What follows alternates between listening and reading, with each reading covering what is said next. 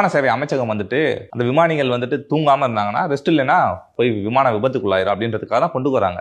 அதை போய் புறக்கணிச்சா அது எப்படி சார்? புறக்கணிச்சேன், விமானத்தெல்லாம் ரத்து பண்ணிட்டேன். என்னப்பா எடுக்க முடியாது, என்ன பண்ணுவேன்றாங்க இண்டிகோ நிறுவனம். என்ன பண்ணுவேன்? அந்த ஒரு விமான சேவை நிறுவனம் எவ்வளவு ஃப்ளைட்ஸை டயத்துக்கு கொண்டு போய் இறக்குது அப்படின்றதுக்கு பர்சன்டேஜ் அதை மேட்ச் பண்ணிக்கிட்டே இருப்பாங்க.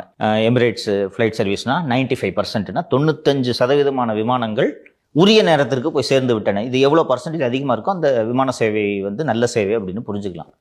2 நாட்களாக இண்டிகோ நிறுவனத்தோட பர்சன்டேஜ் 10%.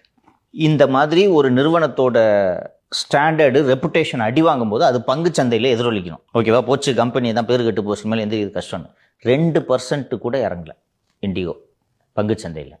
காம்படிஷன் ஒன்று என்ன காரணம்னா 60% அவன் தான் வச்சிருக்கான். திருப்பி இண்டிகோட்ட தான் போனான். வேற யார் இருக்கா? ஒரு பெருமுதலாளி விஜய் மல்லையா என்பவர் கேலண்டர்லாம் போட்டு இருப்பாரு, விரட்டி விட்டீங்க. அவரோட விமான சேவை நிறுவனம் போச்சு. Kingfisher airlines. பீர் மட்டும் கிடைக்குதுல்லப்பா? கிடைக்குதான். What type of business model?